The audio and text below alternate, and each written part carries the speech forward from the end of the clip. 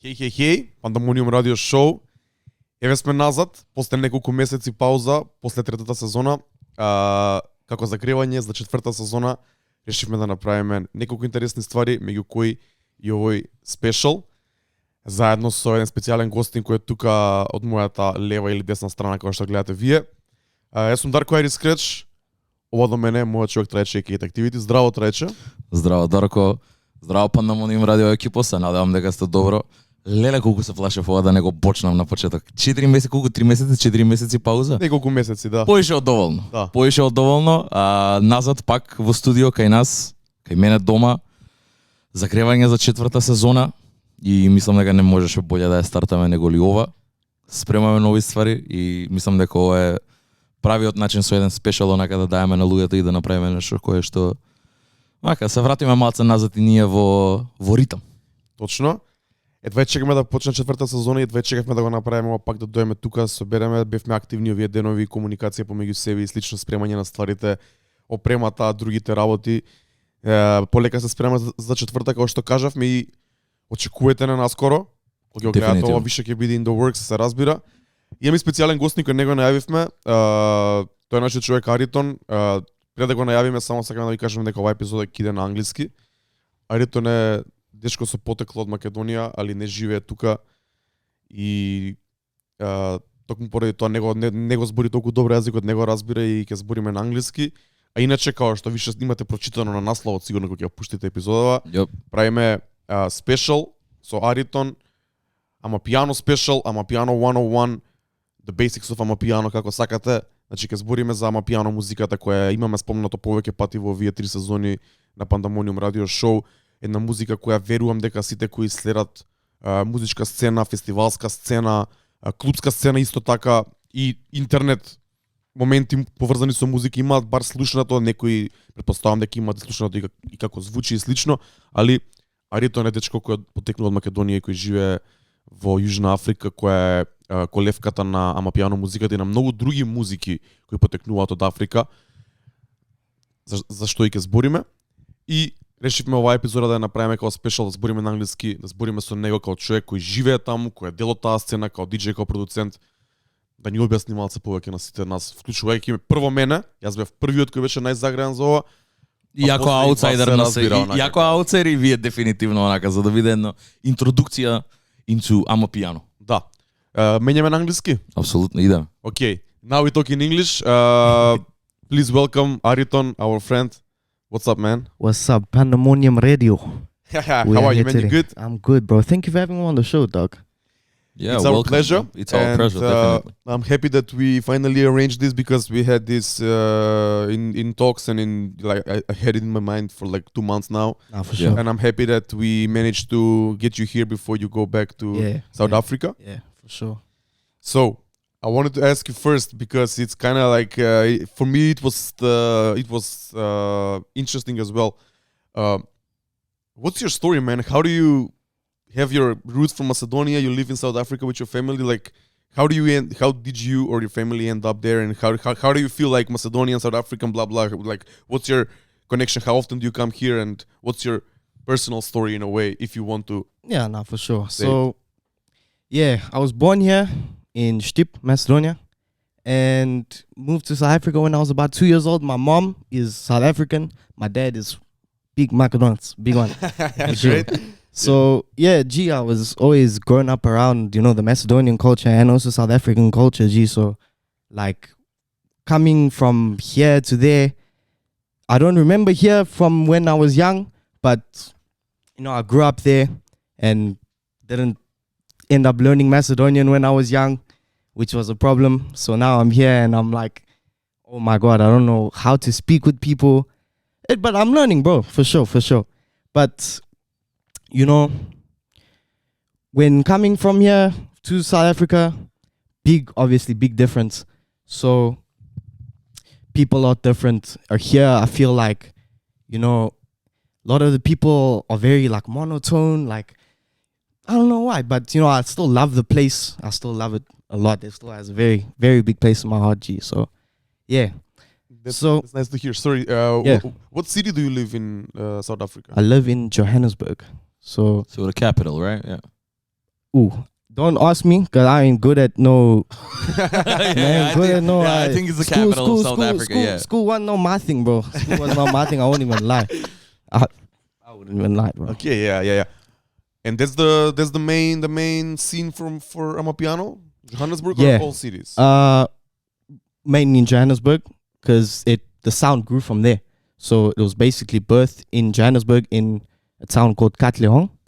So yeah, I was luckily introduced by like first years of becoming a DJ, like to the creators and the founders of the genre, and I got to sit down with them, and like it was crazy, bro. Like they taught me a lot about the genre. Sat down, had a studio session. One guy, his name is Force, M for Souls, Force, and we sat there in the studio. Like after a gig, I remember, like I was still new into DJing, and like I played at a venue, and you know, like it was old equipment. I was playing on CDJ 350s, bro. I don't know if you know, but there was like old equipment, bro. And I messed up, and you know, like Force obviously pulled up. He said, you know, come to the studio, I'll teach you a few things. I mean, from there, we built a good relationship, and I'm just glad that we got that relationship down, and like I've got good people behind me on the sound, and like that don't, like a lot of people in South Africa, like because I'm white, you know, and playing like black music, it's a bit different for them. So yeah, I don't know, bro.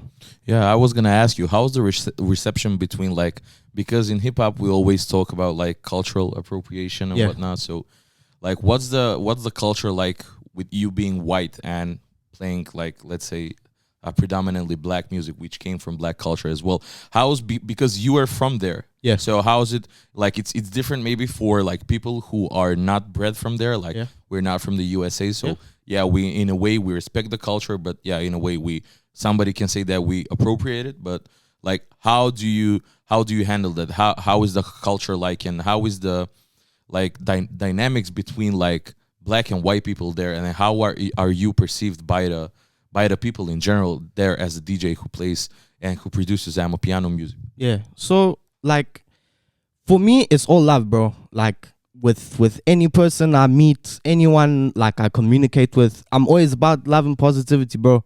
Like, and a lot of people like to bring negative stuff into conversations, like, oh, you white, why are you playing black music?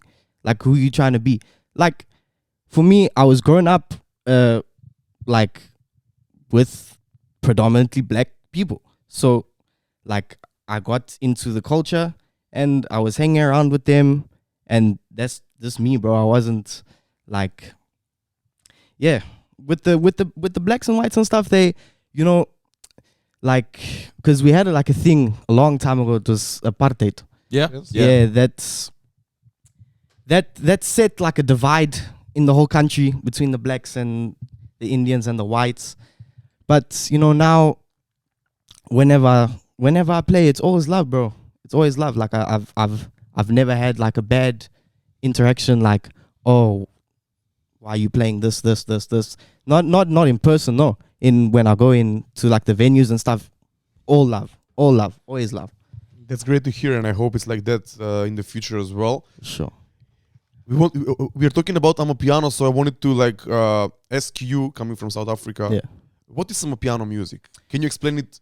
I know kinda, but to me and the people listening and watching. So, what I would describe it as, or what it is, so it's like a combination of like South African born. Hey, sorry, damn, my voice cracked. South African born like genres like kwaito, like gqom,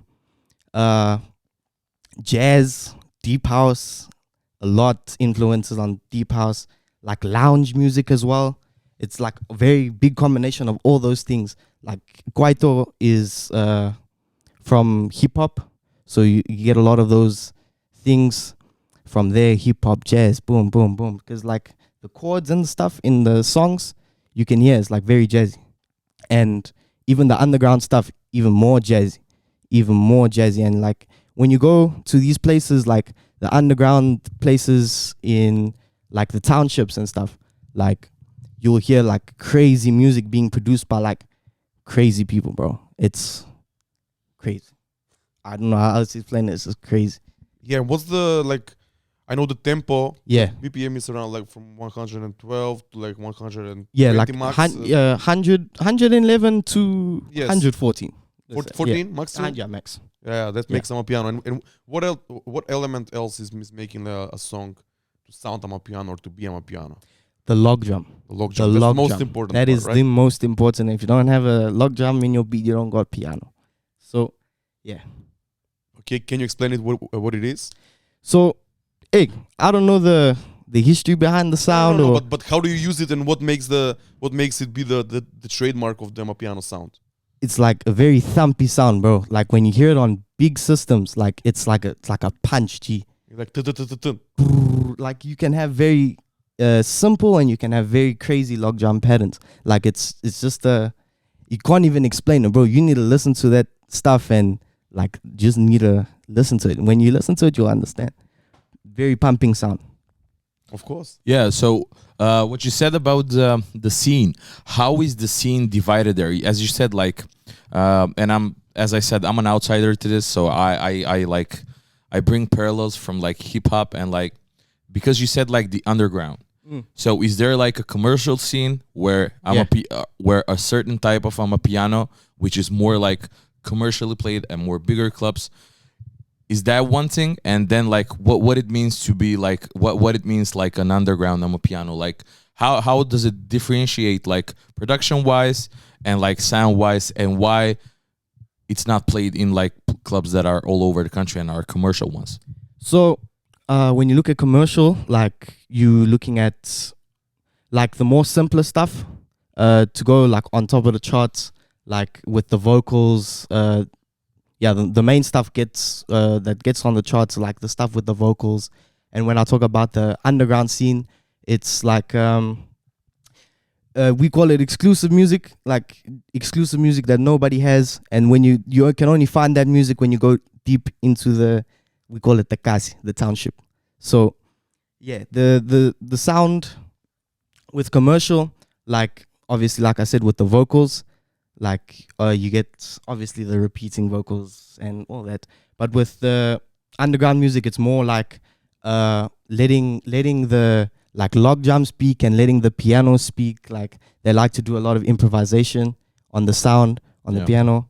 So yeah, that's where the jazzy part comes in, because jazz is basically like improvisation a lot of the times. Yeah, for me, when you say it like that, I think that I'm listening to the new Kelvin Momo album. Yeah, a lot. I think that's more jazzy and more It's, like flowing and like that. While some other stuff that I listen to is more in your face and more direct, and it's like it's made to be a hit. Yeah. This album I'm talking about is a very long album, and I can see that all the Amapiano albums are actually very long albums. And I don't know if you consume the music in that way, but I can see that the difference between the hits and the music made for listening or playing long sets and stuff like that. You said that you was playing a venue, and I'm watching videos on Instagram or YouTube, and I can see the music played in different types of venues. So what kind of venues have you played, and what kind of venues is the music played in? Because I can see some open air spots, I can see some like lounges, I can see some big clubs, I can see some like how do you say, block parties as well. What kind of like how is the scene in that part? Let's say in Johannesburg or your neighborhood, where is the music played, and where do the people go out to have fun? So it all depends on you, type of thing. So there's a lot of different places for different people. Okay, You know, what types of vibes and places? So you can go into like the bigger areas. They like in the richer areas like Santon. They like doing it in those big, well, not big clubs, but like exclusive clubs. Yeah, like the rich part. That's like Santon is the richest square mile in Africa. So like the clubs there are very expensive and lavish, and they look nice. And then you can go to a township like deep underground and still have a good time, bro. So like I said, in the bigger clubs, they would more primarily play commercial music, but in the townships they like the exclusive music. And what is the difference between the music which is popular, not just Amapiano? How big of the a part of the music that is played actually in the clubs or in the radio from all music is Amapiano? How big part is Amapiano of all of the music that is played? Is it like 50% of the music is Amapiano or less? In the clubs, you know, like I said again, it depends on where you go to, but like, you know, you will have, let's say like a venue, like on like an event, like you'll have. Mostly now it's becoming Amapiano DJs. Like it will really only be hip hop, Amapiano, Afrotech, and deep house. Yes. Okay. So and also the ones that are playing like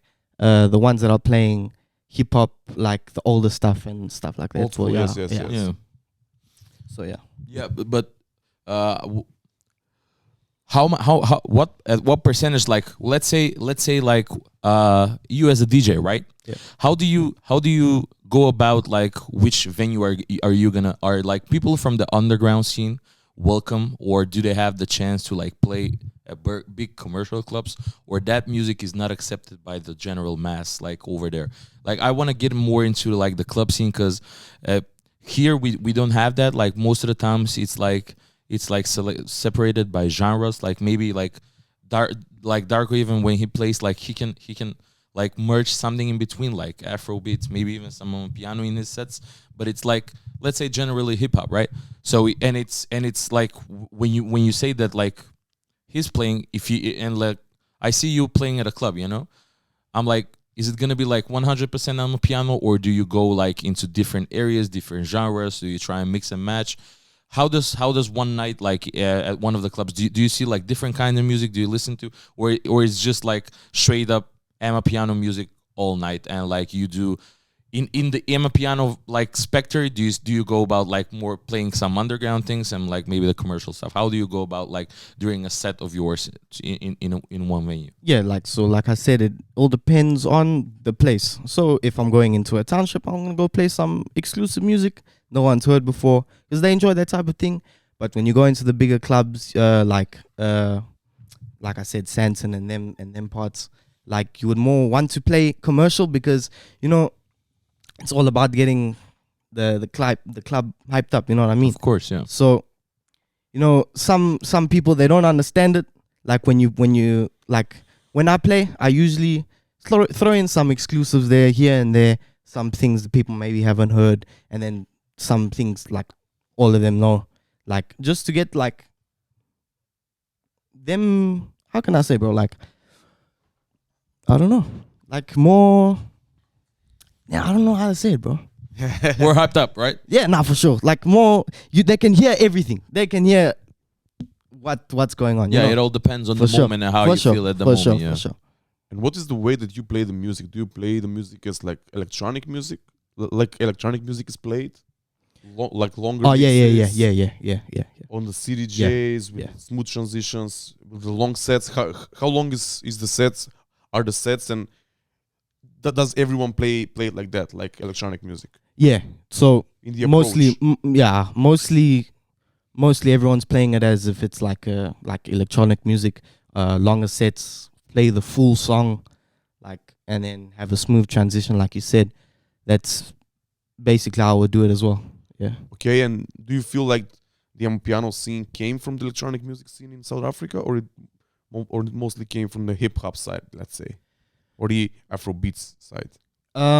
So from where the sound grew, that grew from deep house DJs. So they were playing faster tempo, and they said, you know, let's bring down the tempo, and like Amapiano got slower by the year.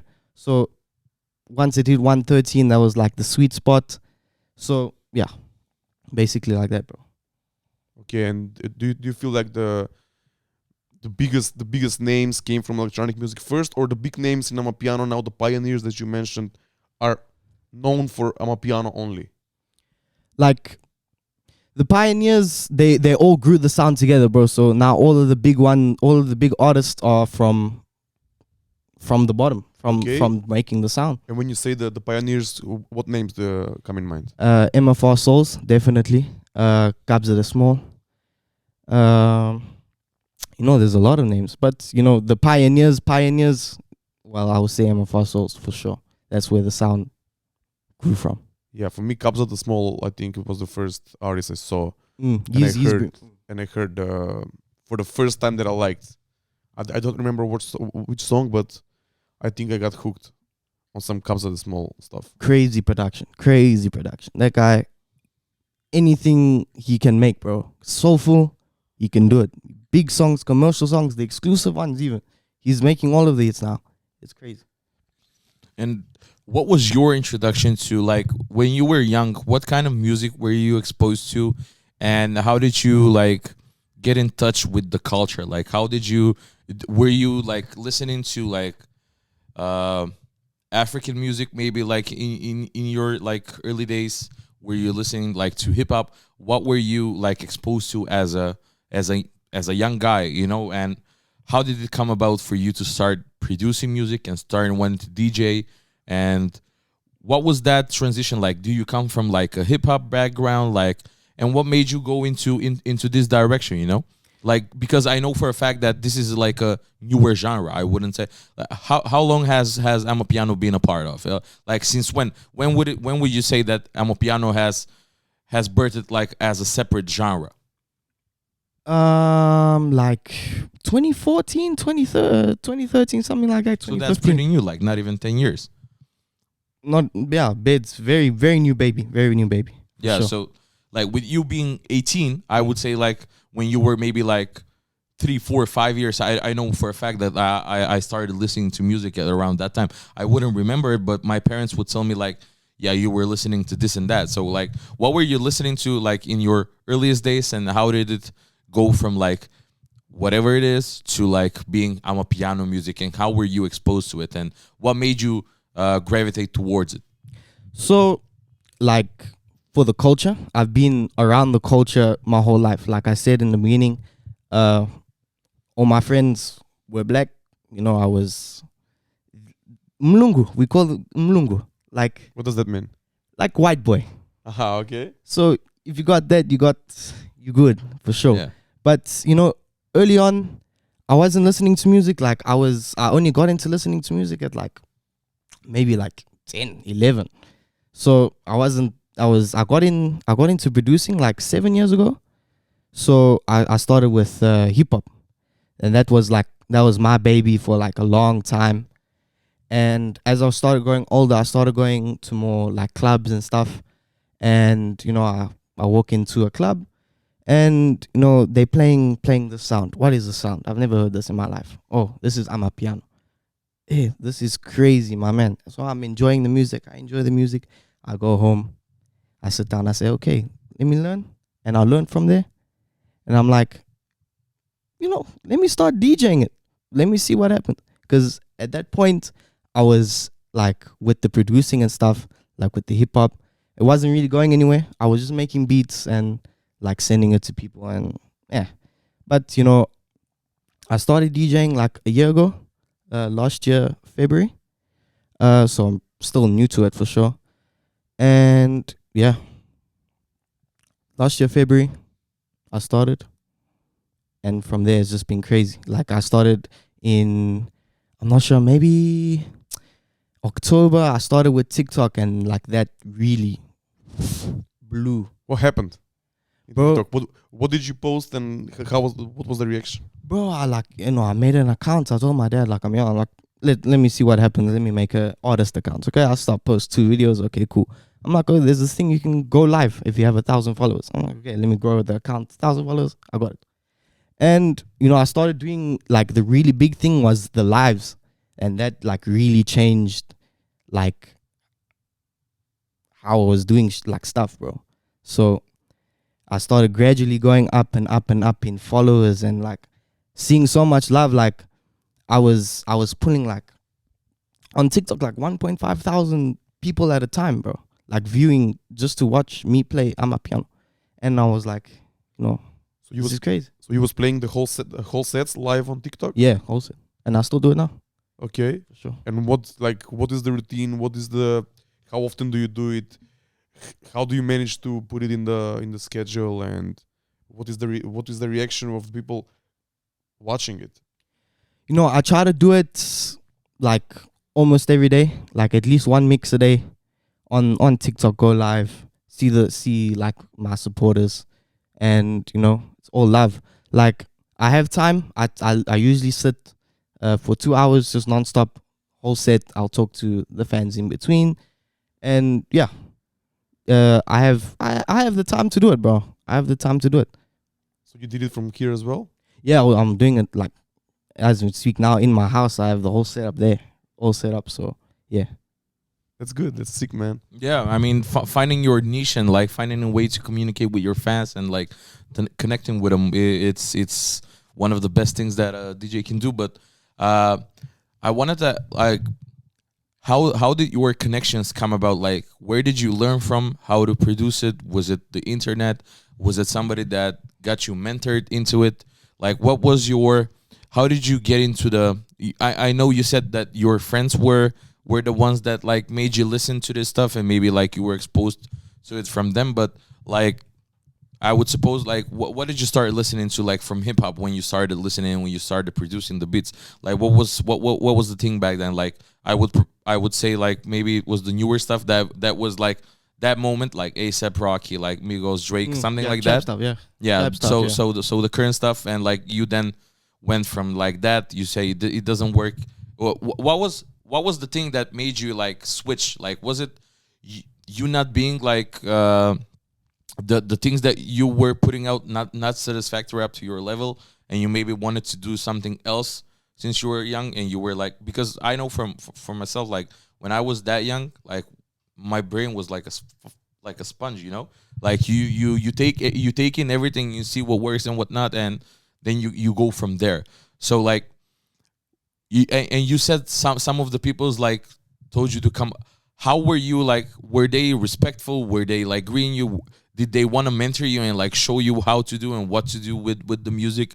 And where did that come from? Like, was it internet, or maybe like a real connection with people, like going into studios and producing stuff with them before you even started DJing like that? Because I know that I saw that you like on your Spotify profile, like you only have one official song that is out right now, but more the things in the background, like how does it go? Like how often do you produce stuff? Like how does where do you play stuff? Do you sample stuff? Like I'm not really sure how does Amapiano come about, you know, like what it takes to, yeah, you said about the elements that you use in the music, but do you sample stuff? Do you play stuff?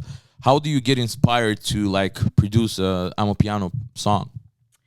You know, for me, like I have thoughts, like ideas running through my head like constantly, G. So like that song that you were saying, Tequila. Yep. Yeah. No. Hey, banger, banger, big banger. So yeah, like that was made purely off of like just an idea. Like I was in Vinica with my auntie. We was drinking a bottle of tequila. I'm like, damn. I'm on the way from Vinica. I'm like, damn. I got this out tequila. I'm like, damn. Okay, this is fire. Go home. It's like 7 o'clock in the morning, bro. I'm bumping the speakers. My mama up. She complaining, bro. I'm like, I got this. I need to make it, bro. And yeah, it's crazy. So like with sampling, I don't really sample because, you know, like I don't like clearing stuff and whatnot. So like I don't really touch into the samples. Like for me, I'll just produce how I produce, bro. I don't know what else to tell you. Yeah, but mostly since you do not sample, you play stuff, right? Yeah, you play the stuff yourself, the melodies and everything that you produce is your own. Yeah.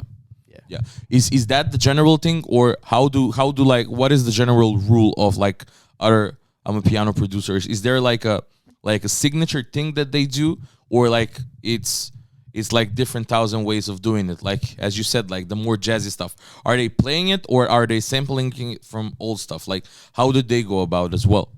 Like I said, everyone produces differently, but for the more underground stuff, it's played. So they are. Yeah, With to me, it sounds like it's played, man. It's Yeah, no, like, it's played. It's like Yeah. very new sound, and it sounds jazzy, but it's Yeah. you can tell that Maybe It's maybe played, like maybe- afterwards you can hit me up with some artists that are from that part of the Amapiano genre, and I can listen to it, because like the thing is that I haven't been able to get into it that much, not nearly enough as Darko. Like I got into Afro beats. It took some time, but like I've listened to some stuff, and whenever Darko sends me, I'll listen to something, but I still haven't listened to like a lot of Amapiano music. Maybe like I think the last album that I heard was Major Lazer, if you can call it Amapiano music. Yes. It's Yeah, that was the last album that I heard, but since then I have not heard anything. But yeah, I think that I can get more into like the underground stuff, the exclusive music that you say. Maybe that would be more in my bag, because like I like the weird stuff. I like the like, and since you're saying like it's improvisation, it's like but man, it's so much music coming out every day, and there's no way you can keep up with it. How do you manage to keep up with it, and how do you feel about the amount of music that comes out every day, and how do you treat it, man? How do you listen to it? How do you filter it? How do you put it in your Serato on the record box, and like, because it's a lot. Yeah, for sure. Like, there's a lot of music, yes. Like, I get sent a lot of music by people, so I'm like having stuff that no one has on deck all the time. So, yeah. Excuse me, do the DJs or the producers send you their new music unreleased, like demos, to play them on TikTok and later on the sets in real life? Yeah. Okay, so that's kind of like what that's kind of the way the electronic music works as well. Yeah, of course. Yeah, with digging, and especially with digging, right? You find something. Digging is finding old stuff, but this is like getting new stuff that nobody else has, and it's and the DJs and the producers feel comfortable giving them songs to the people that know that will like, and that creates hype. Blow them, and sometimes even the big songs it doesn't even come out, you know. They just stick as demos to the big DJs, and they play them around and around all over again, and they become a staple without even having been released yet. Yeah, officially released. Yes. And how is the official releasing? How does the official release work in South African Amapiano scene? Because do you have the labels? Do you have the promoters? Do you have the specific rollout, or you just put it on the Spotify song kick and it just works? No, I can't speak for other people. I don't know what else, but I know a lot of people like sign to labels and stuff, so they have that to distribute their music. Okay, obviously they take a fee, but I'm independent. I'm not signed to anybody, so I'm just releasing my music through DistroKid now. So DistroKid, the DistroKid I was talking about. Yeah. And what about the because you release it on Spotify, and is Spotify the most common platform to listen to music, or is still YouTube, or is still MP3s? You know, anywhere you can get the music, you can listen to it, bro. But what is the people's way of listening to music in general? TikTok? Hey, yeah, that's a big thing. For the younger generation? Yeah. We're a bit older and we don't even follow TikTok. That's why I'm asking you. Like Amapiano, like it really like took off because of TikTok. So you mean globally? Yeah, even globally. Yeah, it went UK, now it's everywhere, bro. Like everywhere. So yeah. And like the thing is that I don't even have the full scope of like how much the genre has been pushed like in 2023, and like tell me what are some interesting places that you have played, and how was the reception for it? Like I know we spoke even before we turned on the cameras, like you haven't played in Macedonia yet, but like have you been outside of like South Africa, and like what was that about? Because as I said, you're like 18, so like how do you come about? Do you have like a booking agent, or like people come to you and like and ask you if you do you have some help, or do you have somebody like behind you and that works with you on this as well? Yeah, I was playing in South Africa for like most of the time. This year in April, I went to play in the Netherlands. I played in Rotterdam and I played in Amsterdam at 2 different events. So yeah, that was crazy. That was crazy. How was that? Tell us a bit more about the events, the reception, the music that was being played by you, by the other DJs, and the reception of the crowd. Yeah, like in Amsterdam, like it was really surprising as well. Like I was really not expecting like that many people to be like dancing. It's like such a new genre, and like some people don't get it. But you know, when I stood there behind the decks, like, and I'm playing the music and I'm looking at the reception, everyone was going crazy, bro. And I'm like, this is like wonderful for the sound, bro. I love that people are enjoying the sound now. It's crazy. Yeah, for me, as I see it on the internet, I think that Amsterdam and London as well, they're the biggest cities for Amapiano in Europe right now. Yeah, UK, big. Amafest doing big things. And yeah, it's all around, bro. It's all around. See, Asia, everywhere, G. What are the biggest DJs that play the music around the globe? Like the biggest stars, so maybe the people can check them out. And in your opinion, are the biggest ones, the best ones? So, obviously, first you would, I would say Kabza. For anyone to be listening to, like to have a first listen of Amapiano, would be Kabza. Kabza the Small. Kabza the Small, yeah. Kabza the Small. Also, big hit makers. Shout out Mellow and Sleazy. Yeah, they do more the Bacardi sound. It's another genre from South Africa. It originates from a town called Pretoria. So 012. So yeah, Bacardi. They do the Bacardi stuff. You know, obviously I'll say go listen to MFR Souls, because for me they just know it, bro. Like obviously they come from making that sound. So they know like wagwan with the sound, you know. That's And what is Bacardi music? Is that different from Amapiano, or is it like a subgenre of Amapiano? How like, or is it its own thing, but it intertwines and like with the with Amapiano music? Yeah. So Bacardi, it's its own genre, but we have Bacardi like piano, like Amapiano Bacardi. So there's an actual genre. That genre is more Bacardi is more fast. I don't even know how fast. I think like maybe like 120, some very fast. And the Amapiano, obviously Bacardi is like. But it's still electronic music, right? Yeah. Okay, I was asking if it was more like a traditional genre that you have, like maybe that it stems from there, and maybe somebody took it and like made it in an electronic sound. Yeah, it's original sound just brought into Amapiano. Yeah, that's really nice. It's really interesting, because the thing is that like you have so many subgenres and like so many subcultures in a country but at the end of the day, it's like Africa. It's South Africa, where it's a melting pot of people, and like a lot of cultures are.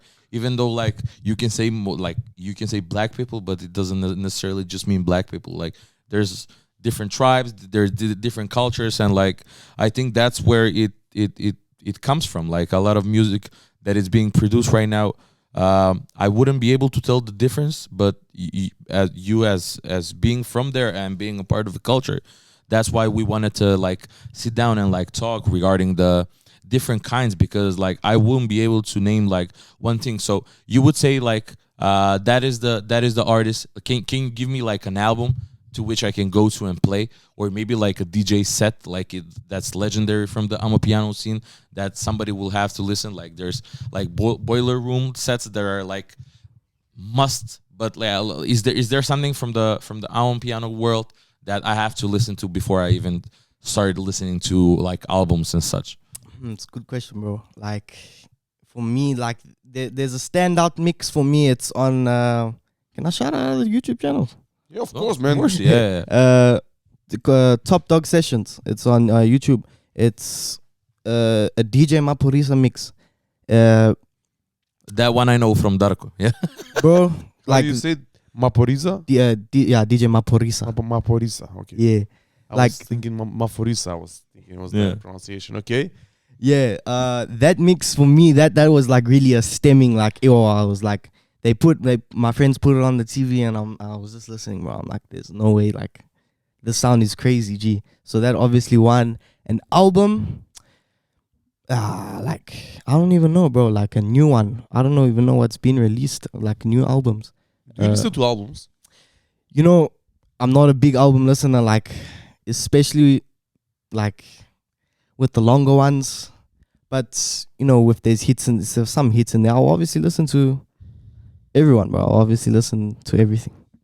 And like, yeah, that was my next question regarding albums. Like, what does it mean to release like an Amapiano album? Is it like, are there any kind of like conceptual albums around Amapiano music? Like, we know like there are concept albums in hip hop music, right? Like where there's a certain idea that is portrayed throughout an album, like a certain vibe, a certain energy.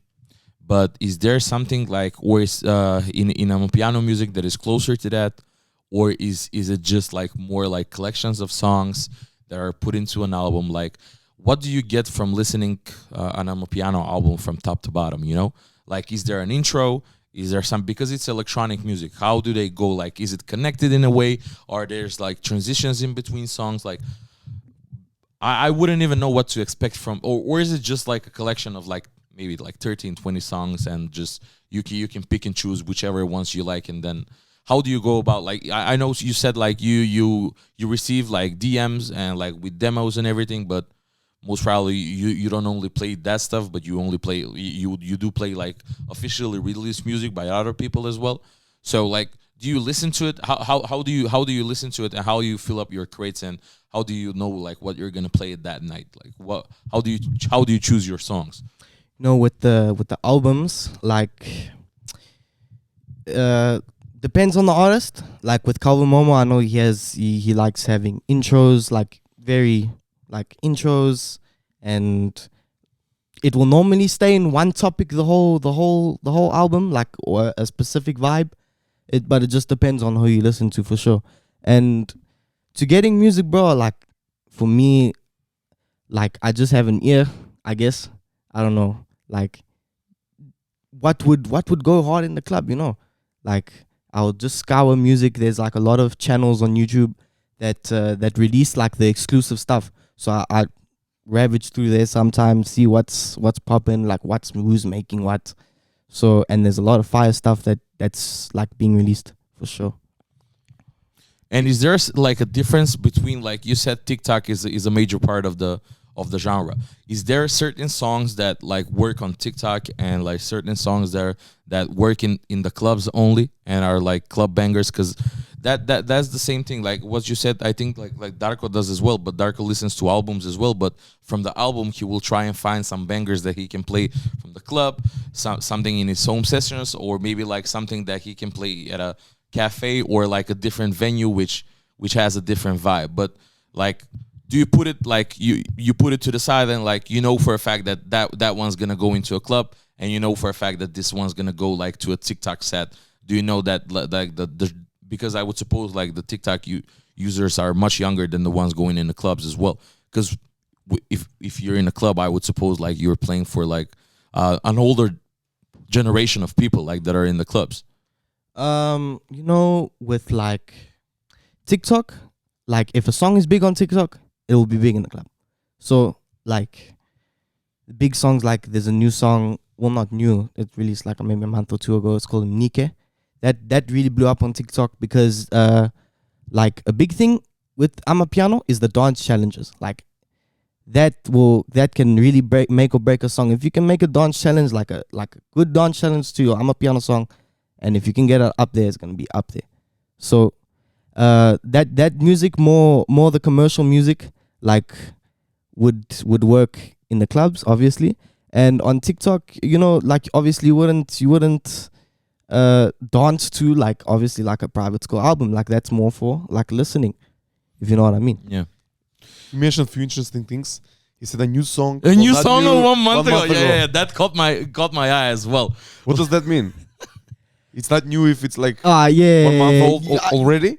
Okay, maybe I messed up by saying new, but No, but But yeah, but that's the It's interesting still- yeah. thing that caught it. Yeah. that because for in hip hop music, especially in Macedonia, like a new song is a song which is out like 2-3 months, sometimes even Yeah. a year. Sometimes It even may a be year. considered new, but in Amapiano, as I see with a lot of the music coming out, and when you said it, it like Yeah, it clicked in my mind as well, Because yeah. like, is it because a lot of music comes out, Indeed. and how does the people cope with it, and Yeah, how do you get on how top do of they- it? Yeah, Hey, it's a lot. Gee, there's a lot of music being released. There's a lot of artists, a lot of people hopping on the train now. Like, I don't even know, bro.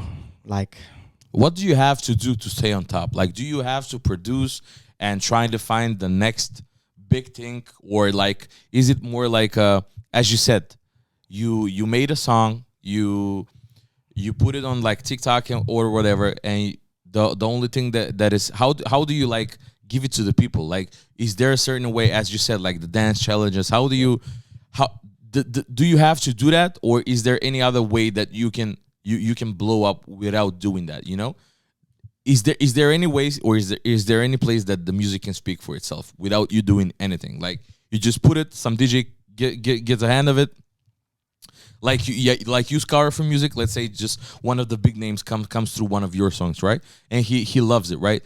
Does that mean like that if he plays it in his set, like what are the chances of your song like actually getting the attention? And like, because I know for a fact, like we have talked in our previous episodes and like in season 3 with overproducing. Like, that's a really big issue when you're like taking so much from the genre, it's losing its meaning. Like, the thing is that nothing stays on for maybe than a week, you know, as you said, because that's what caught our eye. Like, in the moment, I was gonna ask you if Darko didn't, I was gonna ask you the same thing. Like you said, it's not that new, it's a month old, which is like crazy to us, because like I tend to listen to a lot of new stuff, and I tend to listen to them like for a few months, and then I would put it in a playlist, and I would come back to it like regularly, but it's still new. It's not that it's old, but you know, since it's being like so much music is being produced, do you think that does that help the genre, or it makes it a disservice? You know, like it buries it down, because like all of the ideas are already being like. Do you think that there are any original ideas, is what I'm saying, like in the genre? Are there any original ideas, and how often do you get some things that are like, yeah, I wouldn't, this is so much different than the last shit that yeah. like how often does it happen, or is it just the same thing, just a different vibe, like with very few things like changed? How do you, like, from song to song, not artist to artist, but like different artists, and how, what do they have signature sounds? Like I know like Pharrell has his 4-beat count, and I know for a fact that's a Pharrell song. I know Timbaland, I can see if it's DJ Drama or like somebody from the big producers, you know, they have their signature sound.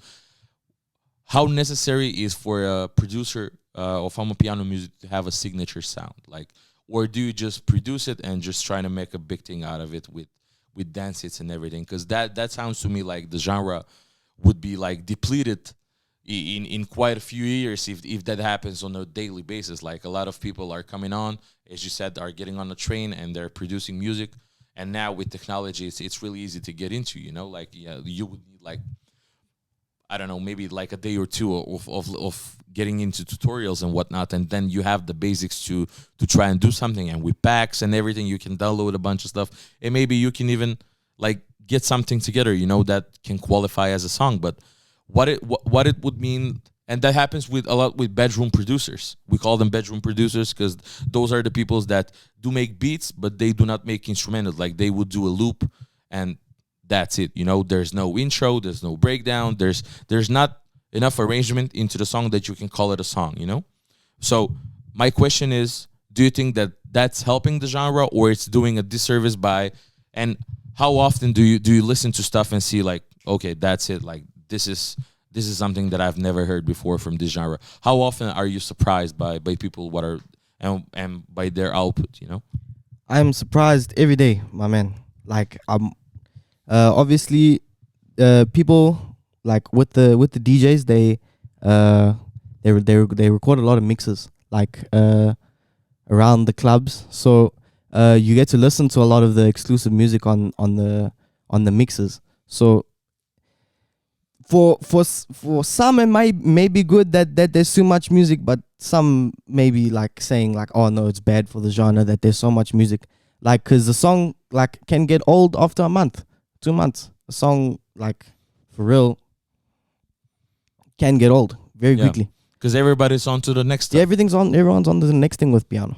It's like that. In my opinion, it's still a very new genre, and it's getting bigger now. So for now, it's not a problem. For now, it's kind of a good thing, I guess. Yeah. Looking it from the outside, even though for me it's too much, and I wasn't even trying to follow it. When I started to listen to it, I was trying to learn the basics and learn the musts of the genre and the culture.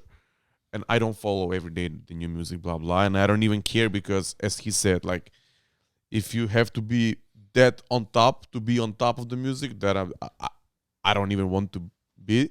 Yeah. But still, I think for now it's good for the genre, but I think it may be watered down a lot, especially with the new remixes and the new like DJs making Amapiano remix for every kind of song. I'm talking about the guys from Europe, the guys from Asia, the guys from North America, and that will water down the original genre, which I don't like, but it is what it is. With every genre is something like that. And the other thing is, I think that maybe you don't get it as much because it's definitely more like electronic music type of approach of the releasing of music and the downloading of music and putting it in the sets and whatnot. Because I want to go back a few minutes ago for with the conversation we had, because he plays music on TikTok live, and when you play music on TikTok live or sets for YouTube, you have the opportunity to play what you like and to present it to the people without the pressure of the crowd being here, or the club owner being there, or the promoter expecting to be something that he thought it would be. So that's his that's his strength, because he's having a TikTok following and he's doing live sets there, and whatever he feels, whatever the guys sent to him and he likes, he can play it on TikTok, and there's no pressure, and he can just flow and go with the flow. And I think the people gravitate towards it, and that's how he elevates his not just following, but his music taste in the eyes of the ears of the fans. Is that like is that the way it is, or no? For sure, definitely. If you come and play at a festival or a venue, you have to switch the mindset and the approach of the selection of the music, right? Yeah. No. When you play outside, it's kind of the hits and your best tracks and kind of that. And when you play every day, when you play on TikTok, or YouTube Live or Instagram Live, it's kind of like you can play whatever feels like you feel like. Yeah. And the other side, because I was looking at some albums that I love from Amapiano. Let's say the first one, Kabza the Small, I'm the King of Amapiano, Sweet and Dust. Most of the Amapiano albums are very long. They have like 20 plus songs, and because their songs are made in an electronic music way, they're very long. Yeah, every song. Even is Tequila very is long. like 6 minutes long. Yeah, like every song is very long. That's the way it is. We can talk about the song structure. I would love to talk about it, but they're very long, and the albums are very long, and they're connected, not in a hip hop type of way, with the same how did you say the concept, the idea concept, behind it, but putting electronic music in. If these guys make an album, they sure have a concept in their mind. Maybe it's just the sound that they're into it at that moment, and they put like on one hand you can say it's a concept because it captures that part of the year and that sound that they like, and on the other hand you can say it's a collection of songs made in that in time, that way. So it's kind of like they have this guy Kabza the Small has 27 songs, 3 hours long album. Every Goddamn. song is, but every song is like 6 to 9 minutes, and I think that's why I think that it's best to consume it as electronic music does, through mixes, YouTube sets, Yeah. radio shows, and club or festival sets. And that's how the electronic music is consumed mostly throughout the world in the last 10 years, or maybe even more.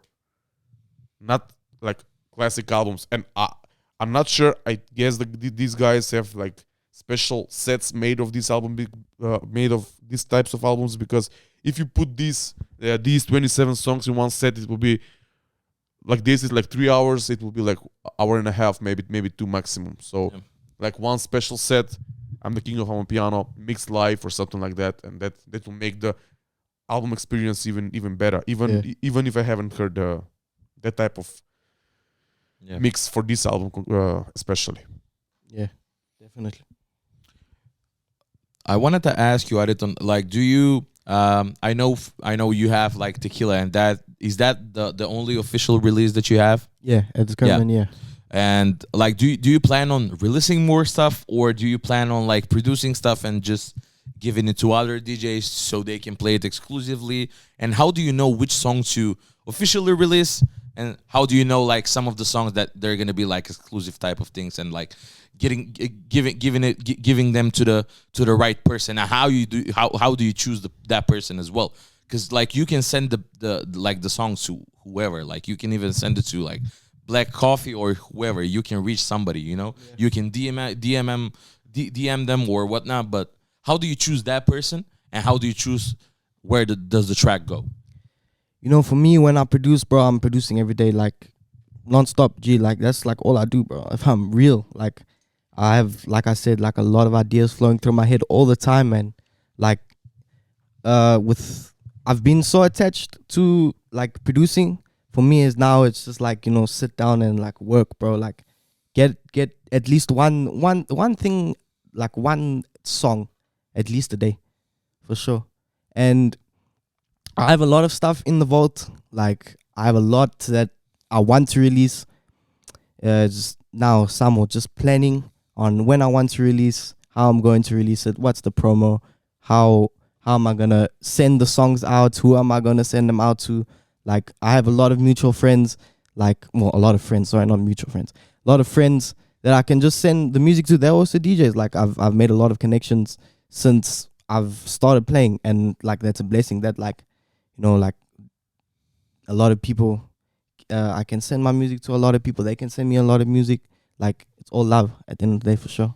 When you say promo, what are the promotional different types of promotion that you can do for one release? And again, what does it mean to release it officially when everything is kind of in between, as I see, because it's kind of like he's not that big of an artist for now, and it's kind of the genre works like that. Is like I can't see. You can become big at any second, but literally. But I can't see the exact difference between releasing it officially and just releasing it like that. Like, because the only main difference is that the song is available on Spotify on your profile. But if you send it out, maybe someone will put it on YouTube as from a different channel, and it's like, for me, what is the difference, or is there a difference at all between like releasing it officially and just giving it away and just letting it find its way? Like, what is the difference? Bro, obviously the difference is you can't listen like to it like how can I say, like available. Like you can't, obviously with the exclusive music, only if you have that song, you're only gonna listen to that song. Yeah, but when you put it out on Spotify, what is usually your approach? Maybe you have only one song, so maybe it's not the right question to ask. But what can you see except for the dance challenges that make one song get official, and the rollout of, how does the rollout of albums or singles work for the bigger artists? Let's say, can you tell us if you know about it? Like, for example, Kabza the Small, when he drops, what happens? Or Major League DJs or something like that. Bro, I couldn't tell you, but like they working in their own time. I'm not obviously in studio with them, but people release what to release, bro. I'm not too sure, G. I won't even lie to you. Yeah, because like why I asked is like you go about like they're like again I'm pulling parallels from like the hip hop world, but like you would say like, hey, this song is the lead single for the album, you know? So in a way, when you have a song on you and you know that it's fire, what sets it apart from being officially released and just giving it to the DJ that you know he's gonna take it to the next level and he's gonna play it exclusively? Because once it's given to him and you say, hey, yeah, that's gonna be an exclusive to you, so you can play it throughout the clubs, everywhere you go, you can include it in your sets. Does that mean that you cannot release it? Does it lose the flair of being exclusive music? Or like you can take it back and you can say, hey, yeah, it's had its heyday. Let's just like release it right now. Do you build hype from exclusive music? Like, do people come to you and like ask, hey, who produced that stuff? Like, I heard it here and there. You played it. What's the DJ? Who's the producer? Who's the artist? Like, is he planning on releasing it? Not just asking you for it. Maybe just, does it build hype? What I'm asking is, does it build hype for you to? What are the positives of you giving out like exclusive music to other DJs so they can play it at certain venues? Obviously, more ears are going to listen to your music, of course, bro. So, like, a lot of people before they'll roll out a song, maybe a month or maybe two before, they'll start rolling out the tracks to people so they can play.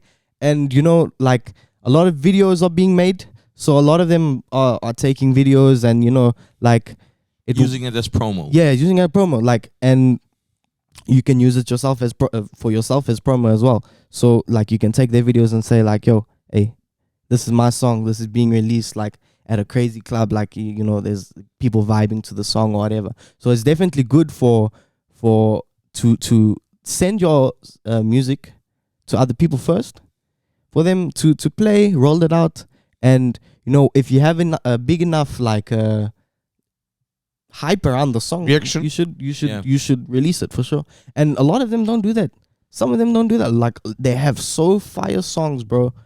I don't know if they maybe keep it like in exclusive for too long and they go like, maybe it's not to release, but you know, it's good to roll out. It happens like that even in the electronic music that I follow. It happens like that. But one song will be a very big hit throughout the summer and won't be officially released, and then it's kind of late to release it because, or maybe the artists feel they like miss the moment of because it's the best to release it on the high. You know? On the high. Yeah. Let's talk about some more about the song construction and song, not production in general, but it's still production. Like the songs are very long. How do you approach the construction of the song and the intro, the outro, the main part, the drop, or how is that called in the Amapiano language, and can you explain to the people like what is the structure of the song? So obviously in the beginning, we just put the drum loop to play for like 8 bars. We'll let the drum loop play. That's just for the DJs so they can obviously queue up the next track, and they can seamlessly go song to song. So a lot of different songs have different structures. Like if you go listen to like Calvin Momo, he has like 10-minute tracks, and they go from like bottom and they just start going up, and then obviously at the end you're gonna have the drum loop again, obviously because you need to transition the next song, so they have the drum loop at the end. So like normally it would be like a normal electronic song, bro. You'll have the intro, you'll have some build up, you know, maybe they go into like a bridge and then the drop, and then go into another bridge and then drop again, and then have the outro, yeah. So but it's produced by different people, like differently, but it's mostly mainly intro, have some build up, drop, bridge, drop, finish. And does that change when there's vocals in it? For sure. If you have some vocals, you obviously want to play some things at different spots. So for the chorus and the verse and all that, you know what I mean? So it's really interesting that they make like music just so it can necessarily be played for the clubs, you know, like they leave an eight bar like intro where the drum loop is, so somebody can cue up the song without like, because in hip hop it's not like that. So sometimes there are DJ versions of it, like DJs especially make a version out of it where you can actually put an intro in at the beginning of it, so somebody can actually take it and play it. But it's really interesting how it's specifically made for it to be played as a like outside in a club, you know, like some, and to be mixed to be mixed with different music, like not just as a standalone track. So that was my take. That's why I asked how, like, what does it mean to have an Amapiano album, you know? If it's like a song that's meant to be like mixed with something else. And I would want to get into that. Like I would try. Like we'll talk afterwards. You can maybe even give me some underground names, like the more jazzy stuff, the more like weird stuff that I can even get. Like I would, and then Darko can give me like something so I can compare. So I just want to see like what the differences are, because it seems like it's a whole ass melting pot of like cultures and like people, and like they are giving it their own twist to it. So I would want to see like some kind of a difference in between. Like in my head, I have a certain like image, like an idea of what an Amapiano song is, but I would want that like somebody to break through that, you know. I would want to hear like some different things that I'm not exposed to yet, you know, because I'm pretty much like a outlier when it comes to like Amapiano music. I'm just hearing this conversation and just continue on with it and asking you questions just so I can get a better picture of the genre and how you do things, you know, because to each his own. Like everybody has its own way of doing things, and like it's a genre that needs to be, that it's at the forefront. I wouldn't say the forefront of music right now, but it has a lot of like really great DJs who are playing and who are producing it. Like, would you say like Black Coffee that produces Amapiano music now? No. Black Coffee produces like Afrotech. That's more fast, like 180. And what is the connection between those two? Afrotech, deep Afro, and Amapiano. You know, there's some similarities, but like not a lot has been taken from Afrotech. Not a lot, if I would say. A lot of the same sounds are used, like you would hear some tracks, like some old Black Coffee tracks that have like certain like samples and shit, like that will be used in these like Amapiano songs. So like maybe Afrotech not so much influence piano. Deep house will be the main priority for like influencing that one for sure. Yeah. Sure, yeah. As a producer, I wanted to ask, like, do you listen to other stuff other than Amapiano to get inspired? Like, not even like global music. I'm asking like something like more like local, or like even like global, like hip hop or Afro beats. Do you listen to other stuff? Are you exposed to it?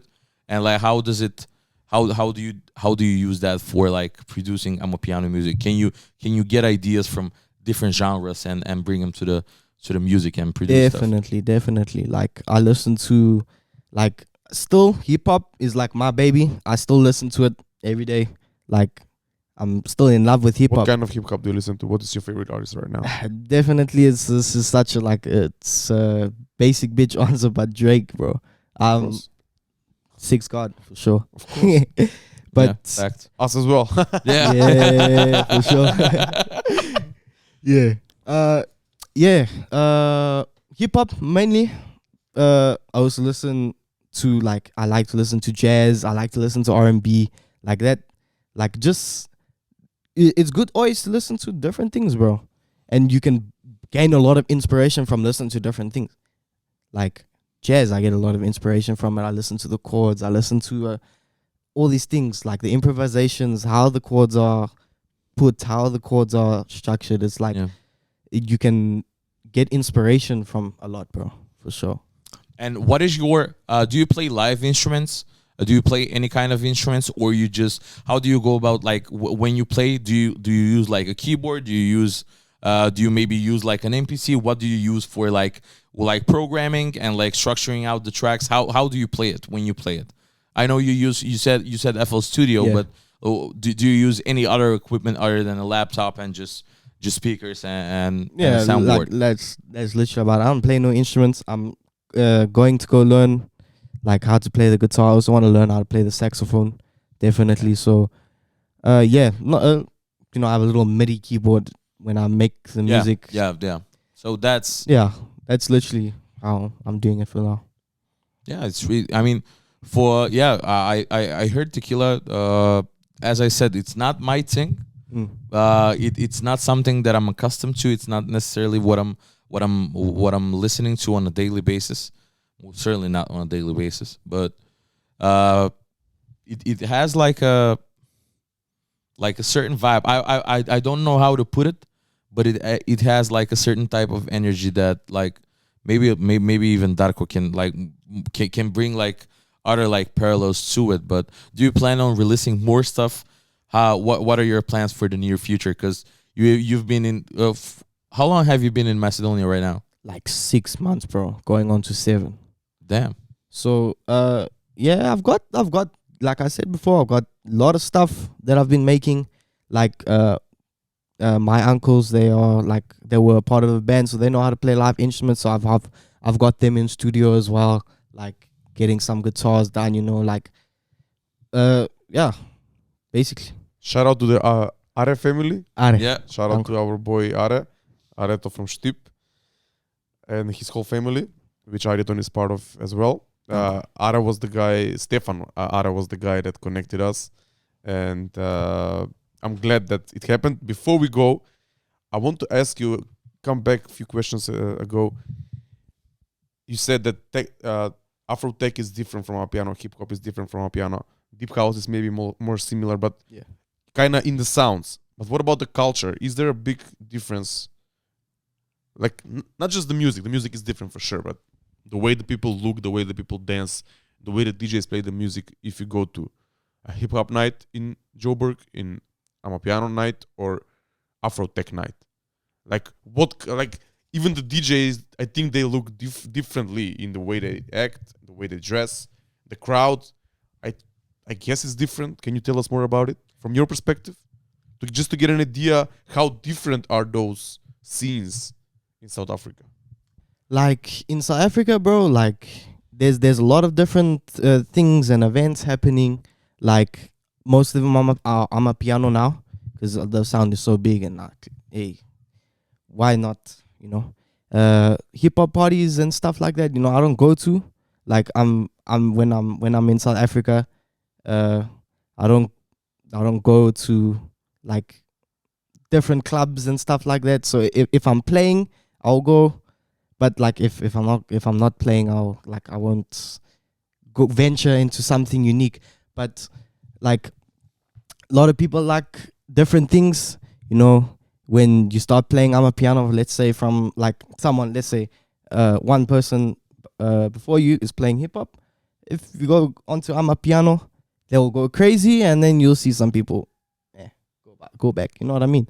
But it's very different in the different parts. There's a lot of different parts where a lot of different people live and like different things. Very big country. Very big country. Yeah.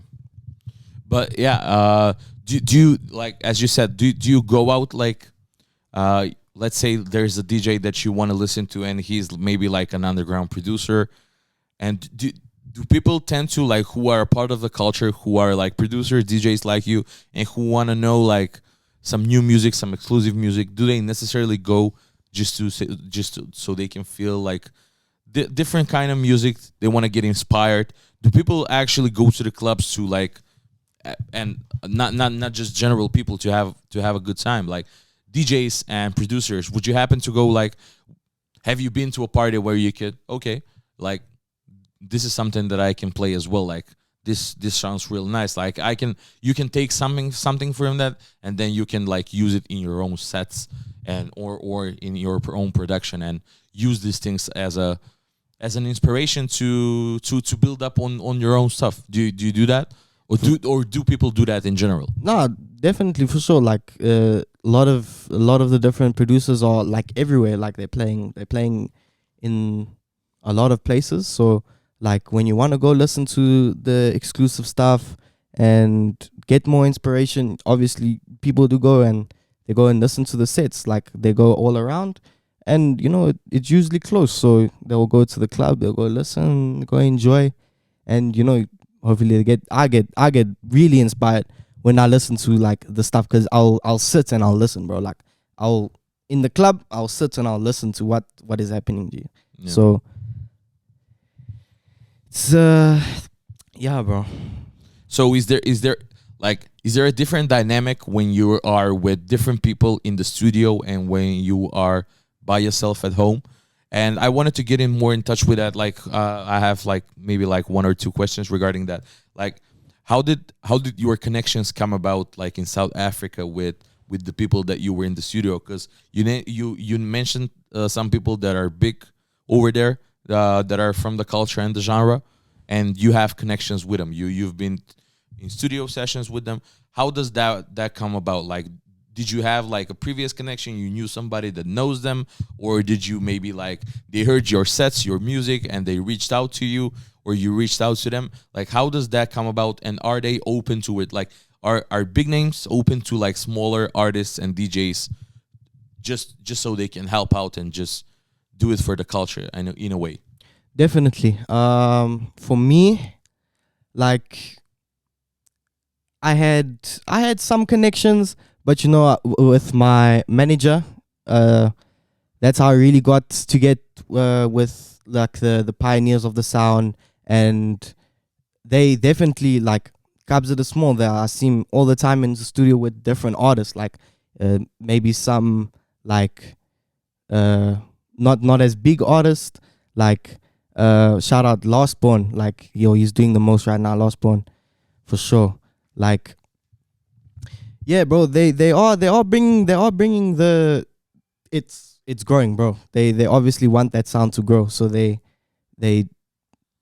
bringing up who they can, bro, for sure. And is that the reason a lot of the Amapiano tracks have a lot of artists mentioned in the artist section of the song? Yeah. Like So you can see 5, 6, 7 names sometimes. Is that different producers or different, like maybe some vocalists, maybe someone play the guitar or something? yeah, obviously every song will be different, but mainly it's like 2-3 producers and sometimes an artist, maybe a saxophone like guy J Sax, I don't know, like, but there is usually a lot of features for sure. There is, yeah.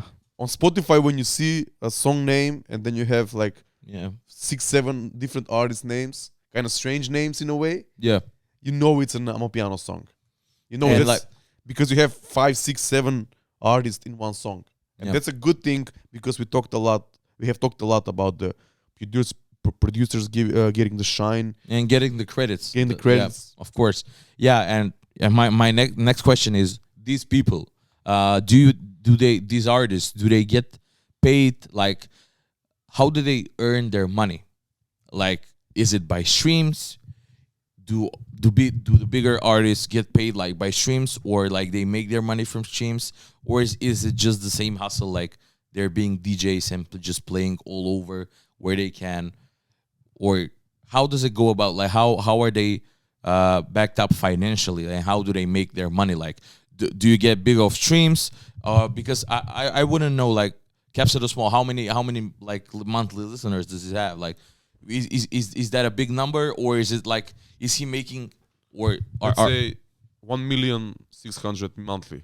Okay, so like let's say Major League. So they like, would you say that like you can become less successful and financially like independent with just being a producer, or is the genre making you be a DJ as well, where you can actually get money to be, to be booked and just play the songs and play different people's songs? Like how do producers that are contributing to the genre get paid? Do they have to be necessarily a DJ in order to make money, or like how does it go about? Like, are there any like publications or maybe like record labels that actually pay these producers to release tracks, or how does it go? So obviously, I would say like the three main sources would be obviously streams, gigs, and brand deals. That's the main three. Like if you a lot of the producers are DJs as well. That's that a lot of the producers are DJs as well, because I don't know why, but they obviously want to get the music out there. You know, they want to play the song. So I would say that's the hustle between like they produce and then they DJ as well. So they play their own stuff and then they play different sets and gigs. Yeah. Because that was my main question. Because like in hip hop, you have like, okay, he's a producer. He only produces stuff. He doesn't necessarily go out in clubs and play. He can have a venue and he can play, but that would be like a much more bigger, like I'm gonna say like Metro Boomin, right? Like he's big, right? But he's a producer, and if he has a show, it's a much different show. It's not like a DJ set, so it's gonna be something different. So that's why I asked like if the producers are like in a way like DJs who produce their own stuff and then just play their own music and play other people's music, and how do they make their money? Because like streams do not pay enough. Like no way. I wouldn't think that somebody can live off streams and have a good life just by streams. Like artists in themselves have to do a bunch of different stuff just to get their music out there and be well known, and streams do not pay well. So they have to do other stuff. So that's why I asked like if the main source of income is streams or is it like gigs? Because that creates a different thing. Like there's if there's so much music, if it's being overproduced, that means that many more DJs are coming up as well. Not only producers, people who are producing the music, but DJs as well. So that like oversaturates the market. I mean, like South Africa can be so big. And what about like the countries around, like I mean, I know South Africa is but like in the northern part, like do DJs go into the other countries? Like how's Amapiano like affecting the other countries as well that are around South Africa? Like not just globally, but like where you can actually travel in a day's time or not, or something like that. Like where have you been other than like you've mentioned like Netherlands and South Africa? Have you been like anywhere else on the continent, and maybe like different countries throughout the world in your 1 year DJing right now? So like with the influence on Africa, like definitely there's a big influence. Go to Nigeria making their own piano. Go everywhere, bro. Like Botswana, you can go to Lesotho, you can go. I'm going to we're setting up to go to Bulawayo in November. Bulawayo's in Mozambique, if I'm not mistaken, but I'm pretty sure it's in Mozambique, Bulawayo. But yeah, I haven't touched gone to any other African countries just of yet, only South Africa. But yeah, I'm definitely hoping for more in the future. You can hear the influence in Nigeria, definitely, because the new Afrobeat sound from Nigeria this last year especially sounds a lot like Amapiano, or is Amapiano influenced or infused? Definitely. If you say with the log drums, with the tempo, with the sounds being used, the way it's being produced, it goes. It's log drums? Log drum. Log drum. Oh, log. L-O-C-K? No, L-O-G. Oh, log drums. Okay. Log drum, yeah. So that means like a thumping sound? Well, how? Because I cannot differentiate it. I wouldn't know. Yeah, I can't even like explain it to you. So that's the main signature like thing, like signature key in like an Amapiano song. It's like a rolling.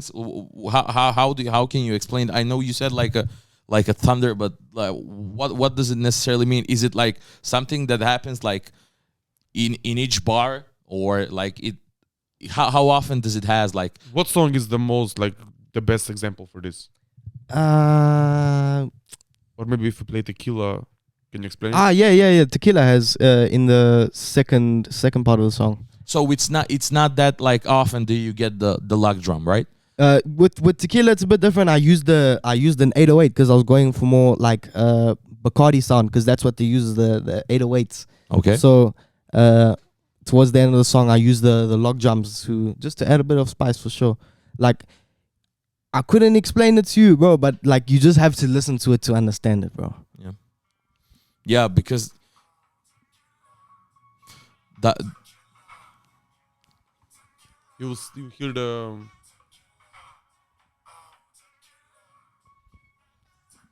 for people watching, they're coming now. Yeah. Oh, it's a killer.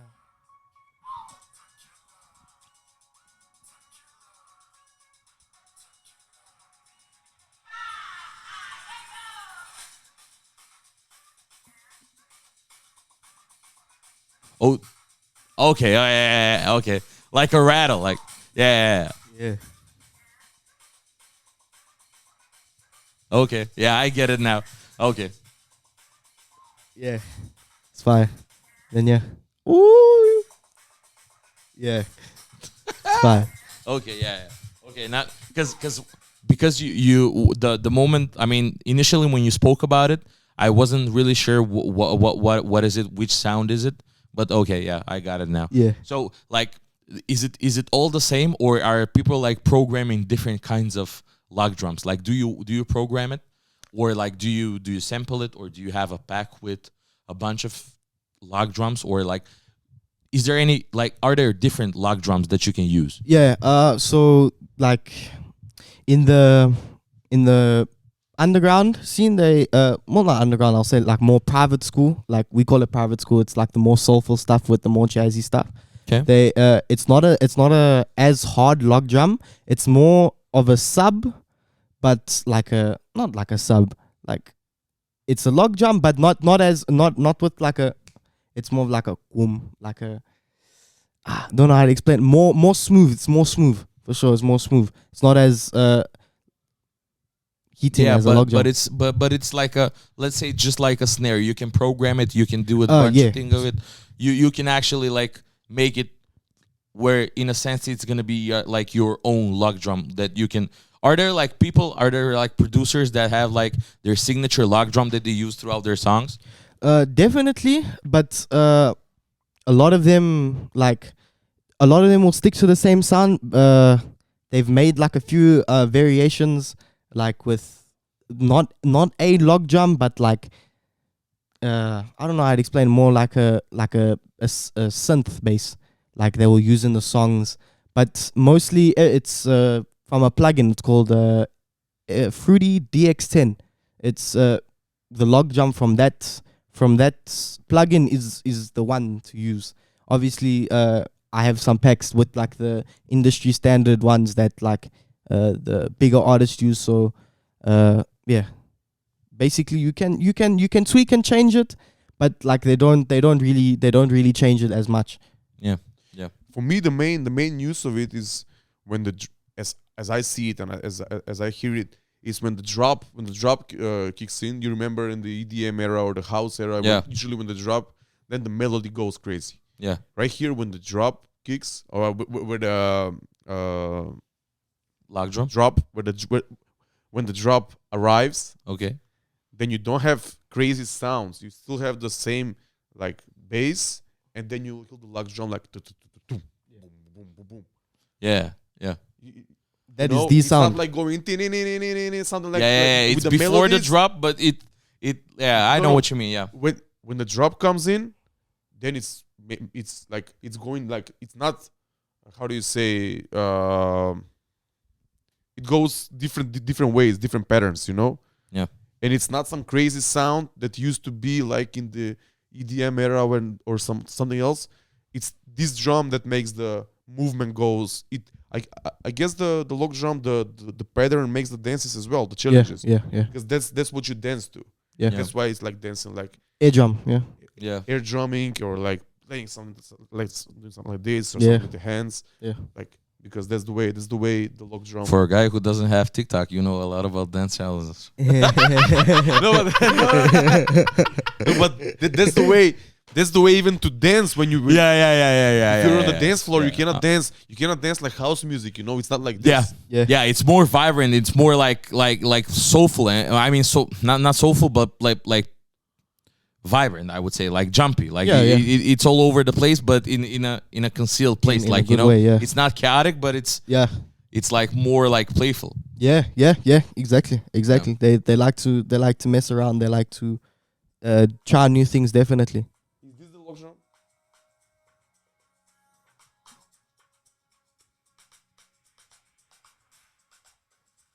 It's playing with the snare. Yes. This one, you see. Yeah. So that's what I'm saying. You can program it. You can do a bunch of shit with it. Yeah. It doesn't necessarily have to be like a one sound. It can be different things, but it's identified by where you place it actually. Yeah. In a song. Yeah. So it can be a snare. It can be a drum. Here, in a sense, it's a snare. He plays with the snare, right? He plays it with the snare, like So the snare is it's used a lot now with like because it's driving like the sound. But yeah, like a lot of people use it in different ways. But definitely, just having it by itself is even better, bro. Like just hearing what you've come up with the pattern is crazy. It's nice to listen to. This has been really insightful, man. I'm gonna be honest. Like I came with no knowledge of what Amapiano music is, but yeah, I think that I would get more into like as I said, the more like the underground stuff. Trust me, you don't want to go underground, but still. Yeah. Maybe something that Yeah. he like listens to, and maybe something that he considers underground. Like it's already been passed through a filter, you know. It's not like the most outrageous thing, but it's passed through a filter where it's acceptable by you. So like I can even play it, and maybe like I can see it, and I can like compare it with these things. But yeah, it's been real nice. I don't know. This has been like really insightful, as I said, because it's something that's so far away from me, like geographically and like and musically, like that. But yeah, and it's a really nice mix to have you here, like a guy born in Macedonia and like living in South Africa and being part of the scene, part of the scene where like Darko has been like learning about it and being interested about it for so long. Like even Afrobeats, it started with Afrobeats, like UK music, and then it went to like Amapiano and all these different genres. And like by association, me getting it from him, like just like knowing the genre and being aware of that it exists. I wouldn't say that I listen to it, but I know that it exists and how it becomes like a global thing now. It's not only South Africa that does it. Like as you said, like there are producers and DJs that are from all over the world, for the better or the worse. I'm not talking about that, but it's been real nice. It's been really insightful, and yeah, you have like a specific place with you being from Macedonia, like hailing from Macedonia, living in South Africa, and having this perspective on things and being into the culture, and you being here and talking with us for like 2 hours now, just so we can have a better picture of it, and the people getting to know you by the talk and by the music. And it's been real nice and a pleasure to have you. For sure. Thank you, my guys. Thank you for having me on. Thank you for coming. It was a great conversation. I hope that we cleared up some things for the people. I mean, I hope that the people listening or watching learned a lot of new stuff about the new genre, and maybe we'll get them to listen to some of the music. Maybe we'll share some playlists that I like, maybe that he likes. For sure, check his Spotify, check his TikTok. The TikTok is your bread and butter, right? Yeah, bread and butter.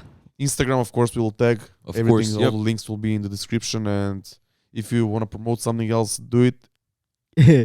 Yeah, I don't want to promote anything else, but yeah, Tequila out now for sure. And how long have we been speaking for, bro? 1 hour and a half. Damn, I feel like I've been in this chair for 15 minutes, dude. Yeah, time passes really fast. When you talk like that, trust me. Thank you very much once again. Thank you, guys. Darko, Trace. Thank you very much for having me. Until the next one, I don't know if you want to do an outro. Yeah. This is Thank you. most probably This like the this is outro. gonna be the Yeah. outro. Yeah. Thank you so much. Good luck to your in your next adventures, and hope to get you here again. For Even sure. bigger. Hopefully in the next one. Yeah. Nah, for sure. We got it. We online. We're online. And maybe visit you in South Africa. Why not? Come to one Hey, of the why not? parties. Enjoy city music firsthand. You know. I mean, like, Make Trash dance like- to the yeah, low Yeah, drum. you gotta experience something like, different, bro. You tickets gotta. are not that expensive. We checked. You gotta. we checked You before gotta. starting. Yeah, so yeah, it's like you gotta come that 500-600 side. euros. Like that's not too much for like going around the world. Like honestly, like South Africa, if you see it Experience on the something map, crazy, something new. of course, yeah. Definitely need to pull up, bro. Definitely. Yeah, thank you, man. Фала ви уште еднаш Pandamonium радио шоу спешал. Стремете се за четврта епизода, четврта сезона. Стартуваме кај да е. Поздрав. Ciao, дечки. Ciao.